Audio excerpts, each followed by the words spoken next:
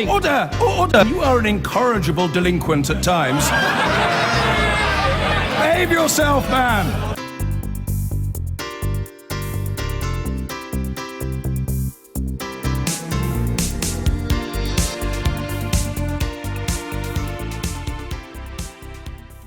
Well, I'm joined now in the studio by Cheryl Houston, an actor in Coronation Street and an activist on disability issues, and from Westminster by the Conservative MP David Burrows, who has been supportive of Ian Duncan Smith. Cheryl Houston, when you hear David Cameron saying we are a compassionate One Nation party, and Nicky Morgan just now reiterating that, what do you think?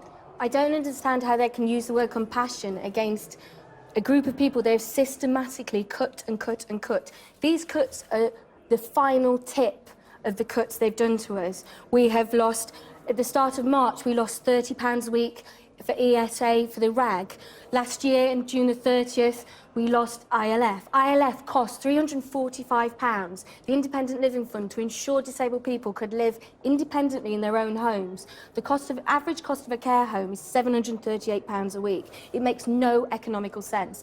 It's like access to work. For every pound the government puts in, £1.42 comes back out.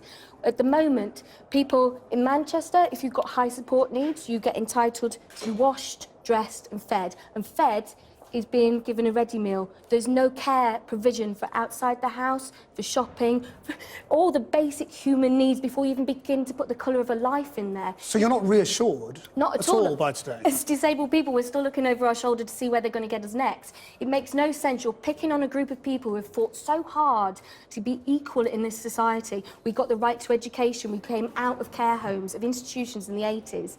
And it's like all that work by people, by generations of people, is gone in one sweep from this government. David Burrows, do you know what government policy is tonight? We're very confused whether further welfare cuts are being ruled out for the rest of this Parliament, or whether it's just that there are no plans now, but there might be plans tomorrow or next week. Well, the new Secretary of State was clear that there are no plans for welfare savings. You can try and look at different wording around it. There's nothing on the table. Well, what do you understand by it? Do you think that rules out any welfare cuts for the rest of this Parliament? In my mind, it's saying that there's no welfare cuts on the table, that the focus is on off the table reform. or on the table. I mean, just be clear. Yeah. What do you mean? That there's nothing there for anyone to say this is a plan, this is going to happen. Yeah, I know there's nothing there. I'm still none the wiser. It appears none of you. I mean, well, I am. I'm saying that there's a commitment that there aren't going to be any welfare savings, and if there was any plans for future, then we'd have to know about it, and there's nothing there. But there's nothing left to cut. Sorry, go ahead. That's the problem. There's nothing left to cut. Can I take issue with what we heard? And the point that was made earlier is that we can't just simply look at like personal independence payments, of which I was very pleased we haven't gone ahead with the cuts. I myself called for us not to do that. But the point that the Secretary was saying today is quite rightly looking at the human dimension. The additional cost of disability means social care, health, housing. We need to look in the round rather than picking off a cut here or there. There needs to be a proper reform to make sure that we have an integrated support for disabled people. And do you know why that forward. hasn't happened, though? I mean, you know, if you're saying that's what we need. I mean, it's interesting that the budget did have a line which said we're going to have this long-term future reform, but sadly also included was this slicing off with the personal independence payment, and that was what was highly regrettable. The future reforms are welcome because certainly we need to do better, and I mean, the campaign there won't... It makes no sense though, because if you're talking about individual cuts, at the moment we've now got disabled people who a few years ago had full active lives, and now they're being offered incontinence pads because they're only allowed 5 toilet helps a day. It makes no sense. But at the moment you have got disabled people in this country, prisoners in their own homes. Prisoners have a panic button and somebody will come.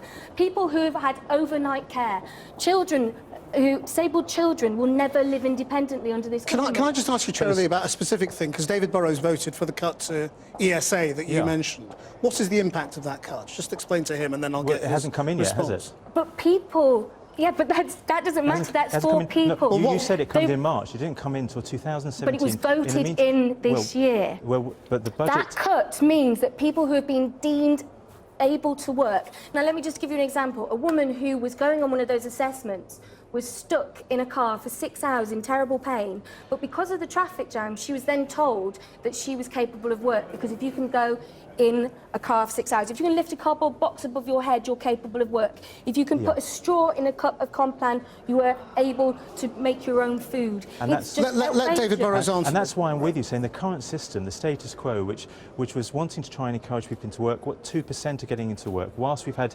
improvements in that area, we must ensure that people who need support could properly be in the support group, but getting the right support. I'm not defending the status quo, and I don't think you are as well. The previous outdated disability living allowance, or the way people dealt with people on this work-related activity group, wasn't producing the proper outcomes of either support for independent living or getting them into work. That's why the budget has actually said £50 million must go to this group. We must also work before we get to 2017 with a white paper to bring about long-term reform. And that's what we should be about, long-term reform, rather than these cuts that, thankfully, were not happening in relation to David PIPs. Burrows, let me just ask you finally, I mean, you have somebody here in the studio who's clearly not convinced by today's attempt to reassure her.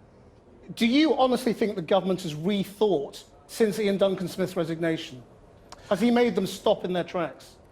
Well, I think there's a combination. I've been calling out on others. I think the Secretary of State, the new Secretary of State, said himself he's pressing the reset button.